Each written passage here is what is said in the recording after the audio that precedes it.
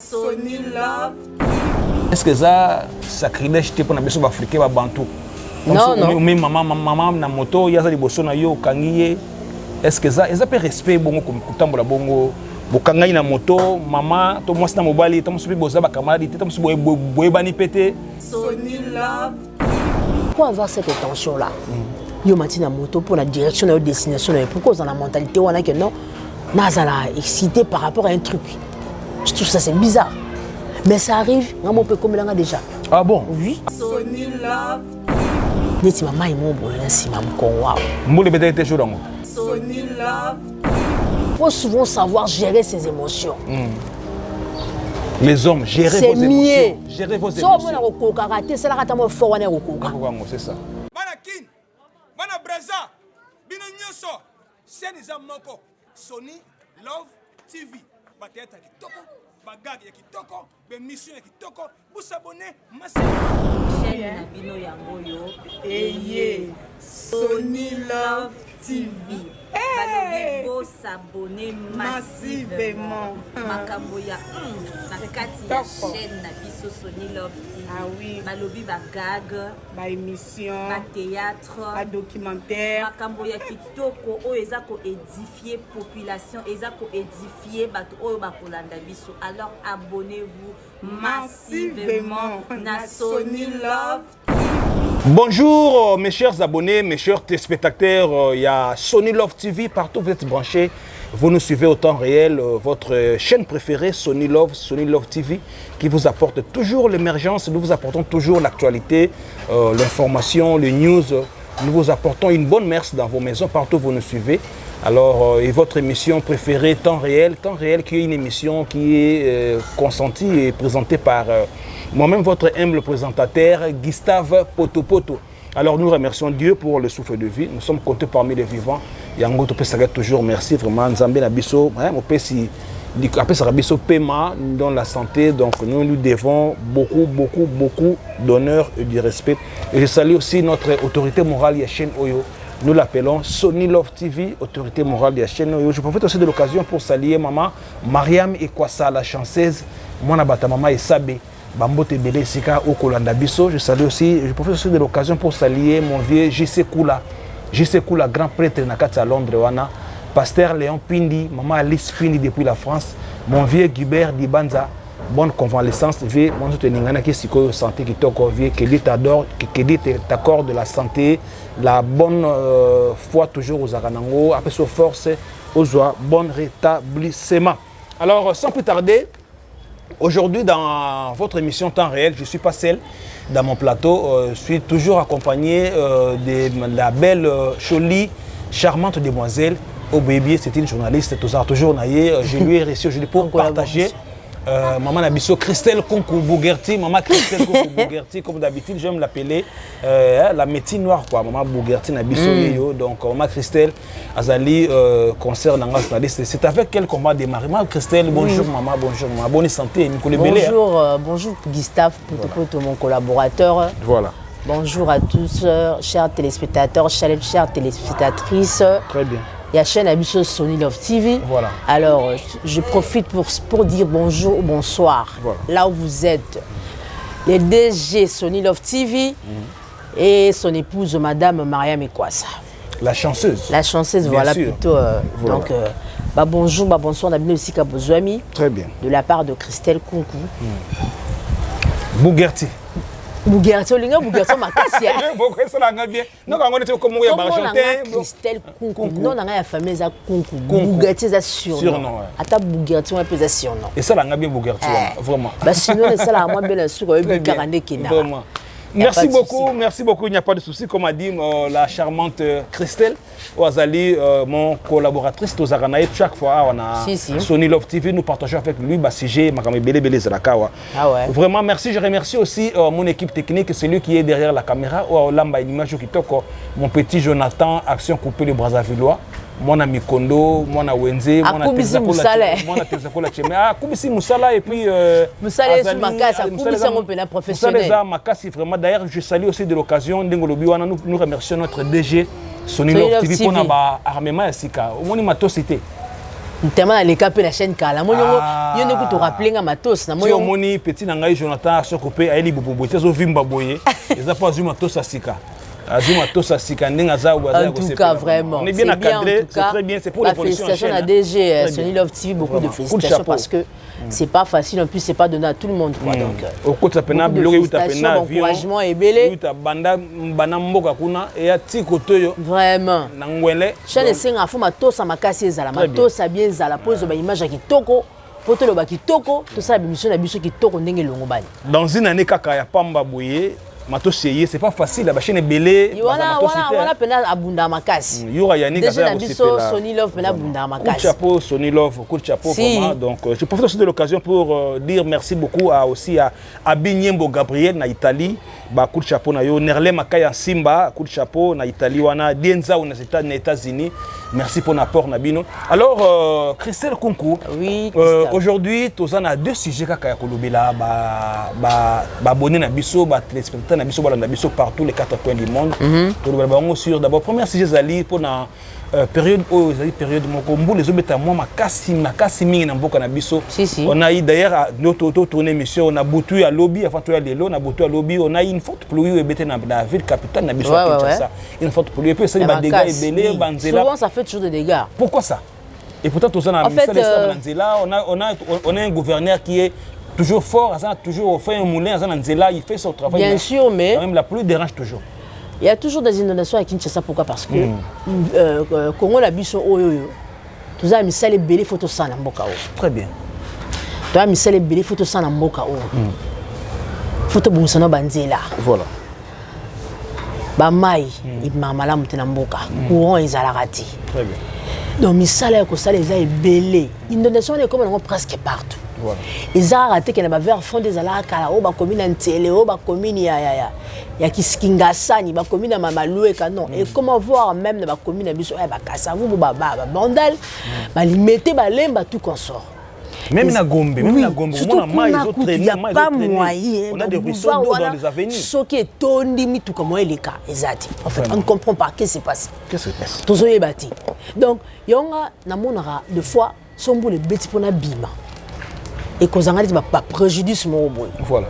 Parce que nos côtés malheureux même à pendant 10-15 minutes mutu kezate. Ça handicap aussi les transports en commun. Nous les amala muté.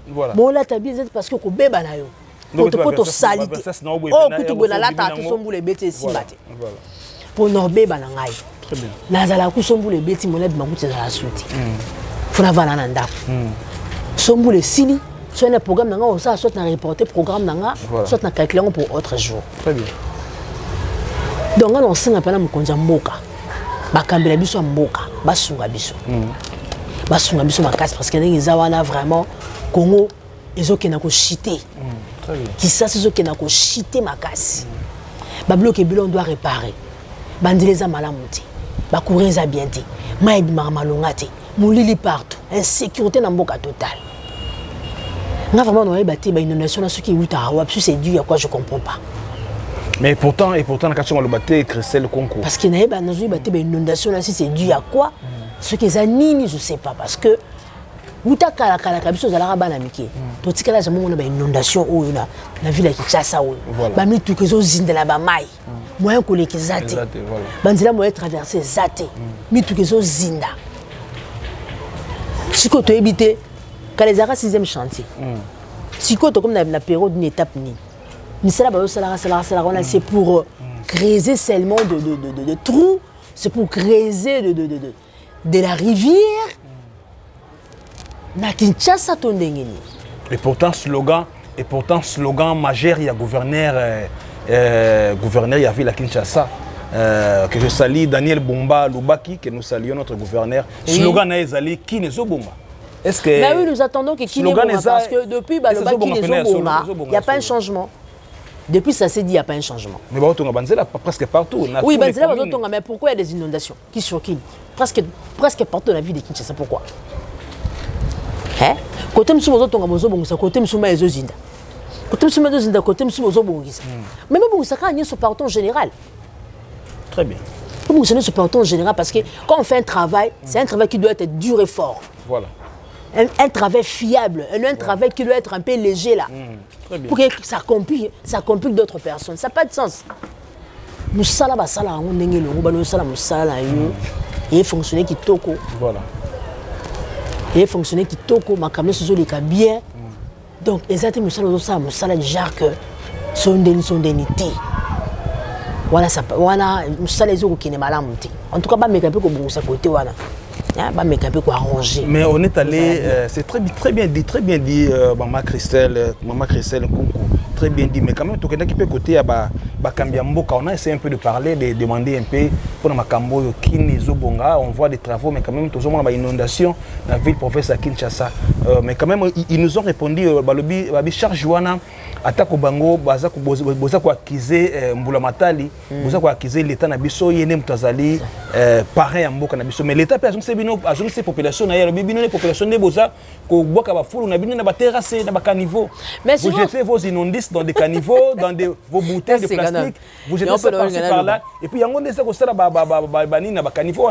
Est-ce qu'il faut des habits? Mais si on a le bien, il y a un voilà. Les caniveaux sont les bêtises, les caniveaux sont pleins à quartier. Les caniveaux sont rotonda. Si on a des poubelles, des saletés, et boire à ma. Mais vous devez avoir des poubelles, des poubelles même dans le pango, et des poubelles publiques. Oui, tu sais aussi, endroit où je banda comme soupe à ma pan, on soupe dans la poubelle toyebi. Voilà, c'est ça aussi les banda comme soupe ma pan, on soupe dans la poubelle té. Ma pan, on soupe dans la poubelle té. Et on a le fait bah c'est dans la mine dans la caniveau parce que poubelle exact. C'est ça. Donc yo on condamné le peuple congolais pour ça. Parce que Kinshasa pèse trop saleté. Salubrité ça trop na kati ville de Kinshasa. Voilà. Donc yo on condamné le peuple congolais parce que ma pan, on soupe ils ont structuré té. Ils ont la poubelle. Ils ont un matiti. Ils ont un caniveau na balabala. Dans le 21e siècle, c'est pas normal. Bien sûr, oui, c'est pas normal, mais on en trouve aussi quelque part, il y en a. Tout le monde a un go. Laissez-moi aussi soulever un point sur ces points-là au Kotiwana. Et puis nous remarquons, pendant la pluie, tant que les gens en profitent. Pendant que la poubelle na bango, Koboka na bakaniveau, ba fulu na bango na bandaku, na bapango na bango, ba fulu na bango, ils en profitent pendant la pluie, ba boka na bakaniveau. Et puis même pour aller plus loin, ba monsieur ba fulu même ba wese na ba badal na bango ya wese. Oui, so dans les airs autour na wana. Oui, il faut ces petits que fungwa mima ya saleté ma ya poto. Est-ce que donc ils ont dégagé ba gaz. Non, wana les mapango o bato baza saleté. Voilà. Parce que atamboka ils ont au moins des heures déjà la saleté na humain. Makam so photo chango pe na ordre. Voilà que j'aime les bêtis dans sa poubelle na caniveau.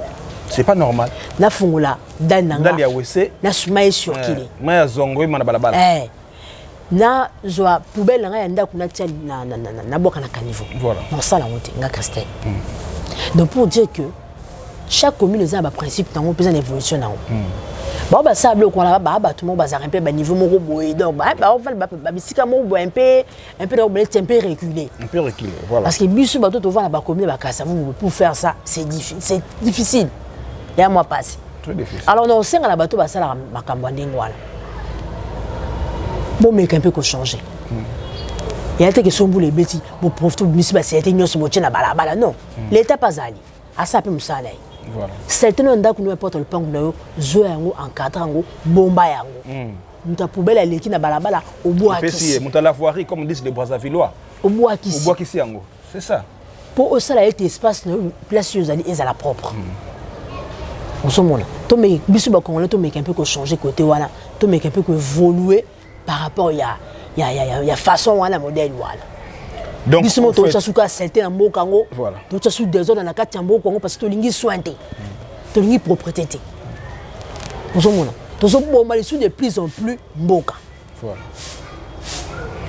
To so bomba de plus en plus mboka. Donc on met un peu pour changer façon na biso. Et aux ala mieux. On se montre. Très bien. Donc il y a un na rosenga la bandi ko balandi ya chaîne M Sony Love. Baba ota la biso. Bah mais un peu qu'on changer mentalité voilà. Merci beaucoup, c'est un message fort pour maman Christelle. Oui, ici na ba ban soba kolanda biso na Sony Love ba imbo kanyonso que nous devons un peu changer notre mentalité, notre façon de vivre, notre façon de se comporter vis-à-vis ya mboka na biso. Donc pour ça tu tirer conclusion que tina ba inondation et ça na mboka na biso tina ba salité salama o donc ezali cause dango ezali pe l'état to ko ba cause dango ezali l'état na biso population. Oui, en deux mots, oui, ça peut être ça parce que l'État congolais est un beau cannabiso. Aïe, bah, ça, ça n'est pas le ngobani. Très bien. Biso peuple congolais, tous en soin. Il y a ma cannabiso en boca, tous entretenir. Tous se protéger parce que tant que ça, la bablo, on a maladie yaka, mais fait ce qu'on a biso dans tout, maladie yaka, qui y a ma baie. Parce que beaucoup aussi supposé que dans le monde on a célébrité là et ben on a beaucoup bimba voilà mais tu mets un peu que sur mentalité mon ko pour toi que non si que nazo vanda est la propre est-ce que na olingana kene na sala bo est-ce que nazo ngisa est la bo zonga bo et non to tshela bango susu charge ko la charge on to sala au moins malam na mboka wote. Très bien dit maman Christelle vraiment balobaka malobaya moi si c'est ça ndé malobaya moi si ya kilo bo ndé to bolaka mboka. Vraiment, conseil on a qui toko makasi, il faut quand même entretenir mboka na biso, entretenir environnement oyo vandi et sika yo zali. Oui, ko tchango propriété zala po lobby ko la teta mbule ko beta. Voilà. Tant yo boka poubelle na balabala tant mvula ko beta. Mai ko ki boba yonda ko comme so ba konza mboka boya. Ba ko boya sali. Tant so bien tant so ba boyate. Merci beaucoup, Maman Christelle. Nous sommes toujours en train d'évoluer, toujours en train d'évoluer, toujours au Kenya kana émission Nabiso. Alors, je profite aussi de l'occasion pour saluer mon vieux Guibert Dibanza. Guibert Dibanza est un peu convalescent. Nabi Kenzambe yasi apesio santé kitoko mon vieux Guibert Dibanza. Depuis la Caroline du Nord, Maman Geneviève Dibanza, Lenix Dibanza, Doucette, Richesse, Rosette Dibanza. Hein, donc, il y a un monument vivant, quoi. Mon vieux Guibert Dibanza Bambo Tebele. Et je salue aussi Maman Patricia Timba, l'italienne, Mokonza Galliano, Bambo Tebele. Je salue aussi mon ami Patou Posso. Patou Posso depuis la France. Patou Posso, Kopera, Kobanakata Poto, donc Bambo Tebele. On avait aussi un deuxième sujet, au début de mon émission. Ouais. Donc on a deux sujets. Le premier sujet, on a tous le pour la camitali, célébrité, puis l'inondation. Ça m'a après Bamboula, après Bapoui, et Zobeta Mbo Canabiso. Alors, tout ça, le deuxième sujet, nous parlons un peu de la moto. Bon, pas personnellement, mais bateau bazo maté la moto. Alors, phénomène à moto c'est bien, moto c'est transport. En commun, les autres sont la population, mais si. Vie embouteillage, vie à trajet aussi. Vie à trajet, puis rapidité, on a des choses, on a vite fait mon moto. Et ça, on a biso makasi, toko boya ngote. Mais quand même, on a essayé un peu de remarquer tactiquement, ça s'appelle la moto en haut, toko mona, il y a comme un bateau. Tout ça dans des sexes différents. Moi, c'est un mobile. Je suis dans la moto. Attends, moi, ça m'a dit bosso, tout le monde m'a dit bosso, mais ce que moi, si à se présenter dans la moto, moi, c'est bâtir quelque chose dans 4x4. À part les chauffeurs, je conduire la moto. Si je suis dans mon bali, c'est moi, c'est dans 4x4, mon bali na sima. Donc, je suis kangi nzoto boy. Est-ce que ça sacrilège pour na beso africain ba bantou? Non. Mais maman na moto, il y a des bosso na yo kangi. Est-ce que ça peut respect bongo comme kutambola bongo? Bokangai na moto, maman, to moi c'est na mobali, to moi c'est boza ba camarade, to moi boye bani pété, boza pe moi c'est na mobalité mais circonstance à moto, et c'est rien que aux asima na bokanga na. Ouais, non en fait, ouais les a problème ti. Voilà. On sait que moi je sache ça que moi si va protéger. Très bien. Moi si va protéger parce que moi ça être moraza faible. Très la bien. Femme on la protège. Voilà. On a peu comme la ngana mati moto. On a peu comme la ngana mati moto. Voilà. On a peu comme la mati moto. Il y a aussi un mec qui garde derrière moi. Et derrière toi? Oui. Il me protège. Ouh. Oui. Très bien. Jamais bâtir moi si la moto, moi si la sima mobile, non. Moi c'est toujours du bosso mobile pour la protection. Bah moto monsieur peut tambola et dendaka, monsieur derrière, monsieur peut sauter, mais sous un mobile la sima là se protéger yo. Ceux qui peuple congolais boula, on va façon mon son déni. On est à peuple congolais. Mais quant à moi, selon l'analyse en ce moment, moi, je que moi, je la protège, la femme, on la protège. Et ça, juste pour la protection de la biso. Selon le calcul, le peuple congolais, qui est dans la musique, on a le peuple congolais. Mais là, vraiment, Christelle, l'analyse en ça, maintenant, là même. Juste pour me protéger. Même si le mec a peut-être plus petit que yo, a inférieur, ton ça mobali bakakolaka ete. Mobali nyonso ya mobali bakakolaka ete. Aza mobali bakakolaka ete. Okolomba na contexte ni. Mobali mukia ya munene mukolo azala. Azala ate. Mobali aza mobali mwasa za mwasi. Donc l'homme est toujours censé les protéger. Mobali azala. Oui, pourquoi pas? C'est ça. C'est très important dans la vie pour Anité. C'est vraiment important, hyper important ma casse.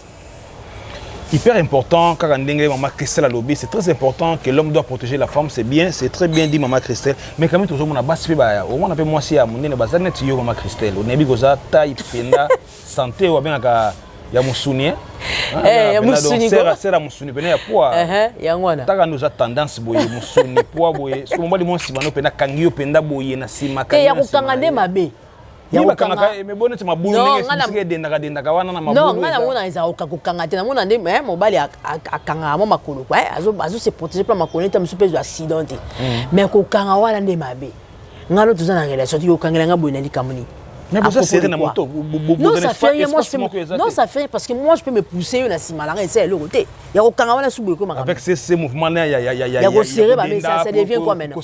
Mais tout ça joue psychologiquement. Moi je tolère pas ça. Moi, quand un gars fait ça, il carrément directement. Non, il ne fait pas ça, mais c'est le moto qui c'est le mouvement du moto. Quand moto, il n'y a pas de souci, même c'est le mouvement du moto. Oui, même c'est le mouvement du moto, il n'y a pas de souci, donc rien ne change. Quand l'homme est derrière toi. Mais moi, je sais que c'est juste la protection. Point barre. Mais au Kangawana, en tout cas, à bras ouverts, là, je ne peux pas tolérer ça. Là, vous ne pouvez pas tolérer, c'est très bien dit, Maman Christelle, mais quand même, j'ai une histoire, Nalingna rencontrée. Je pense que je sais que. Et c'est comme la paix batébélé. Je pense même Yomo Europé, à Tayote, mais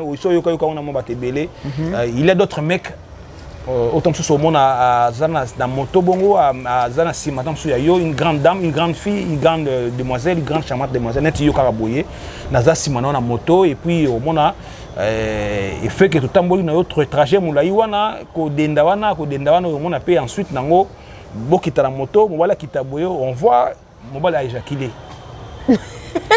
Mais oui, n'habitez, Jonathan, et ça m'a raté, et ça c'est le fait réel. Hein. Oui, est-ce que, selon you, et donc bon, c'est la mélio na moto. Est-ce que vous avez mesure à comprendre qui protéger nous le bande l'émission que l'homme est censé protéger la femme? Est-ce que protection peut go souka na moi éjaculation? Oui, parce que il y a des hommes qui sont excités, hein. Il y a des hommes qui ne supportent pas les femmes. C'est que moi si Azali Bosso la Simala, oui, ça peut arriver, oui. Là vraiment. Oui, parce que surtout quand la moto a bondi, Sning et Matarawan et Kitawana, deux fois, ça peut aussi créer ça. On peut me supporter moi aussi Bosso Naïta. Voilà. Là c'est vrai et réel. Monsieur va supporter, monsieur soutient à supporter. Donc si on a Bosso ah non c'est ma femme, moi c'est un comme moi c'est un tout ça au moins la plus systématique. Et puis moi c'est pas dessin. Quand vous montez dans les motos, on voit la femme changer oui, aussi la forme. Mais non, là la forme comme il est moi accroupi et oui, puis mais non, ça crée des histoires ici à gauche à droite, c'est catastrophique Jonathan. C'est ça qui fait ça. Alors pourquoi avoir cette tension là? Yo matina moto pour la direction de la destination, pourquoi dans la mentalité on a que non, nazala excité par rapport à un truc. Je trouve ça c'est bizarre. Mais ça arrive, on peut comme là déjà. Ah bon? Oui. Raconte-nous quoi, balinga masola boy. Et ça m'a comme là nzela zando le marché zando. Oh, bon que zando nazoya ndaku nazonga. Ah bodaki na zando bozo nga faire. Nakata mutuka. Voilà. Na ataka robe na ataka. Robe trop sexy alors. Oui, sexy, oui. Là, ça manque jamais. Sexy, oui. Il y avait un gars qui était derrière moi, devant la bus, bon, avec une cime. Ce gars-là, à chaque fois, son moto que je t'envoie, non, c'est un mouvement là, bien tenu, c'est mon corps. Si tu pousses le moto, non, senti mouvement là, bien tenu, mon corps. Voilà. Si tu pousses le moto, non, senti. Et mon goût, je le bon, on a l'excès de cime. Tam su qui arrose le bon, on tient la cime. Na donne un mais, la mona qui est là au monte. Avec le bon côté. Le bon audio, tu as un mouvement, il y a quoi, on a y et comment d'un jour on se transforme. D'ailleurs, comment? Tant on a comme destination, on a pour na quitter na arrêt. Voilà. Dans ce quitte, il a senti une robe dans l'attaque. Il dit maman il m'a brûlé si maman quoi. Moule bête était chaud donc. Il faut chercher.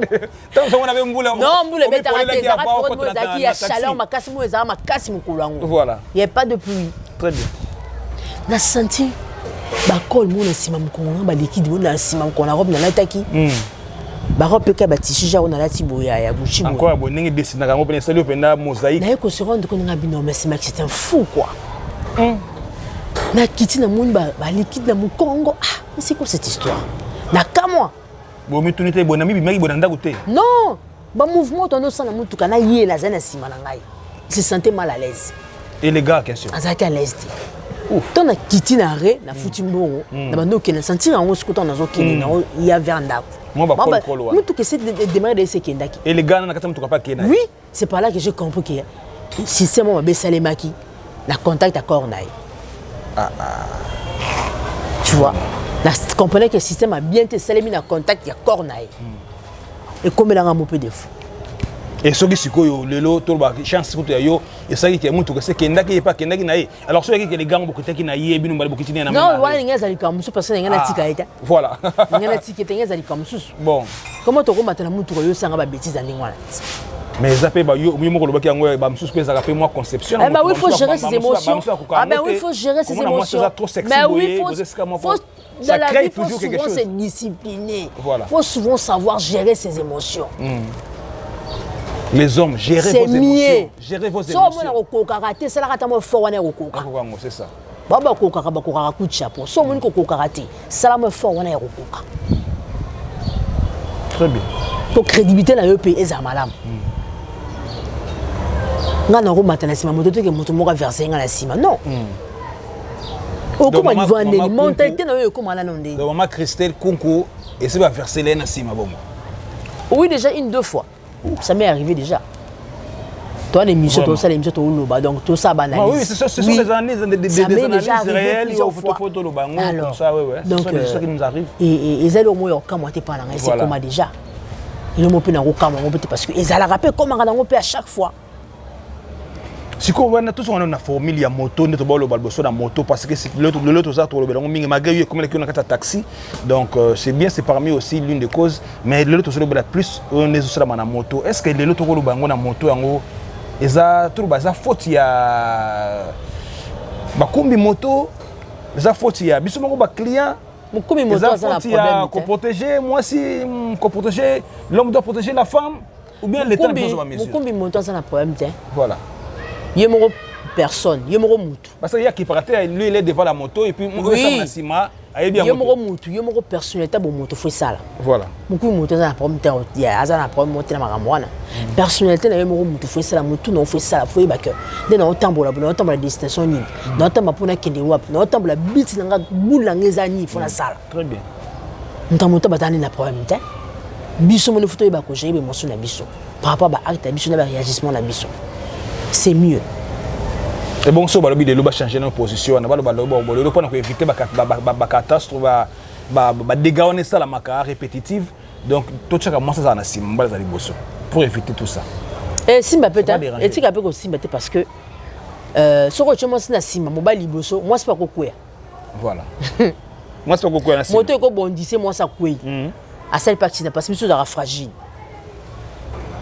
Et moi, c'est toujours mon balaz à toujours na sima ya mwasi. Mon balaz à toujours na sima mwasi. Pour sécuriser moi, pour protéger moi aussi. Voilà. Nous sommes là. Parce que là, c'est une remarque. Ceux qui n'ont pas moto, motard, n'a qu'un ici moto pour la destination, et qui n'a coûté mon bal à vendre du bosso. À qui taranga la mati à mati na sima langa. Ça m'est déjà fait plusieurs fois. Là, c'est une remarque le quoi. Donc il y a qui tient le passe à Liboso, il y a Sima Nayo. Sima. Ataza pasteur, Ataza B, il bon pasteur Denis, mais la chair est faible. Pasteur Denis. Pasteur après comme toi il ngati. Voilà, très bien. Après la tout temps il n'a pas fonctionnel. Oui, ça la rappelle. Voilà. Alors. Toi rabato tika la rabato. Yesu ne mokonza maramutu. Je vous rappelle que vous êtes scotché dans Sony Love TV. Oui, vous êtes scotché dans Sony Love TV, notre chaîne. Tout le monde toujours illustration boyée, émission boyée, analyse bien, ça peut vous édifier. Là où vous êtes vraiment, donc je vous remercie beaucoup. Vous êtes toujours scotché dans Sony Love TV. Toujours. Donc l'autre qui n'a concert Nangaï, donc ma collaboratrice. Vous avez chaque temps, maman Christelle Kunku, dont on est en train d'analyser.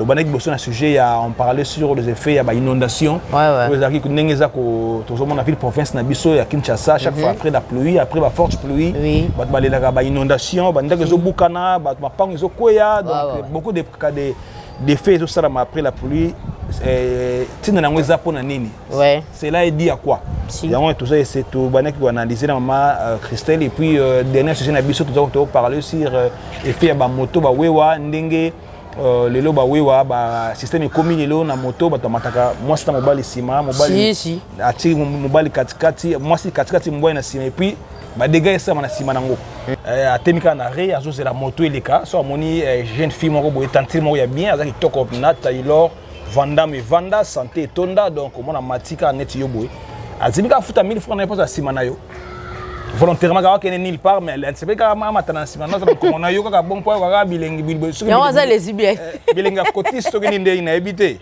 est-ce que on ba fait on est normal il y a les zibiens en tout cas normal et belé ba comme ça peut cop comme peut cop bongo muto ça ka moto mon jeune fille pas mata simanaï ah voilà ba sentiment peut-être bilingue yo ka au futika monga bo mata sima moto pour quel but pour quelle raison pour personne pose wa peni et abouti n'est venu par rapport à l'Oroni. Voilà. Donc vraiment c'est ça et ça la réalité. En tout cas, Bozaki Belé, vous étiez nombreux dans vos petits écrans. Kolanda biso émission tout ça li analyse na concert nangaya wa Christelle Konko. Moi j'aime beaucoup l'appeler Bogerti pour les intimes donc vraiment pour les intimes ou les intimes vraiment donc c'était très bien. Alors maman Christelle dernier mot na yo sur Kezanini pour te clôturer émission na biso. Oui bandeko balanda biso la chaîne biso Sony Love TV bandeko. Donc bino bon moni banalise auto sali par rapport à ba makambutolobi ba propos le bami awa à question mituna ba réponse et puis c'est mais en tout cas to make un peu kobongisa to make un peu ko arranger parce que peuple congolais mentalité na eza un peu trop bas déjà trop nassé alors faisons l'effort et à remonter mentalité na biso pour être mboka oyo ekende malamu etambola malamu voilà donc on la conseil comme na couper c'est bande ko balana na biso ya chaîne na biso Sony Love TV. Très bien. Quelques dédicaces à ta moitié. Ouais, dédicace ça manque jamais. Là je salue, je vois ma copine Jungune Niams. Voilà. Camarade nanga ya tongo, moi c'est Pembe, moi c'est Pemba Musuni. Moi c'est Mbongodi. Je vois Evelyne Mazolo Evelyne, moi c'est Mouindou des longues jambes. Là je vois ma copine Charlène Bahati, il y a ma copine Nadège Kuba, il y a ma copine Fanny Alongue, des gros bisous à toi de la part de votre sœur, votre amie Christelle Kunku, donc de gros bisous à vous. Et là aussi je salue mon président Kadika Dimadimi Kara, depuis France,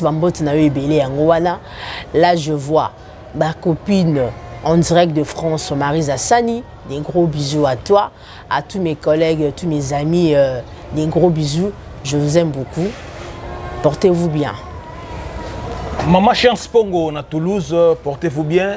Maman Odette Mamo, la Zaïroise, maman sociale, maman Odette Mamo, maman na Grâce Mamo, maman na Jeanne Mamo, la Zaïroise, Bangwana na Katia France, Bambote belé, maman Denise Mambo.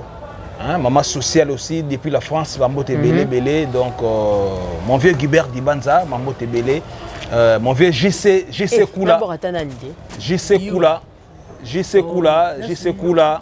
JC Koula, depuis Londres, Angleterre, Mkonza Londres, Yoana JC Koula, Mambo Belé, je salue aussi Patricia Timba, l'italienne, Mkonza Galliano, merci beaucoup Bougerti. Bougerti, Babi Ozakena, comment vous nani? Oui, na linga qui appelle ça Sombote na déjà na biso Sony Love TV. Voilà. Ba gros bisous Bambote na Sika Ozwami avec son épouse Madame Mariam Ekwasa, la chanceuse.